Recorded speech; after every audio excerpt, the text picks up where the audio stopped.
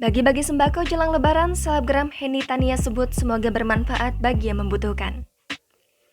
Selebgram Henny Tania sadar betul masih banyak orang yang susah payah mengais rezeki sekedar untuk makan sehari-hari.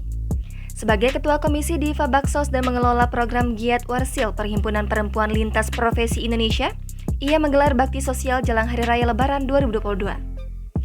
Bingkisan berisi sembako dan barang-barang kebutuhan sehari-hari ia bagikan kepada orang yang membutuhkan. Henny Tania menyiapkan paket sembako sederhana di mobilnya yang setiap saat dibagikan kepada siapa saja yang ditemui saat berpergian. Isi bingkisannya, menurut dia, yang paling mudah dan cepat digunakan untuk dimasak dan dimakan sekeluarga. Henny Tania menjelaskan, para pencari nafkah di jalanan adalah pejuang keluarga yang setiap hari mencurahkan keringat untuk istri dan anak-anaknya. Bantuan sekecil apapun, lanjut dia, sangat berharga bagi mereka.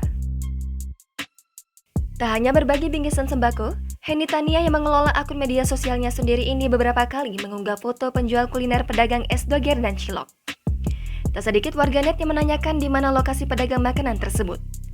Meski demikian, Henny Tania menerima masukan dari banyak pihak. Jangan lupa subscribe, share, komen, dan like ya!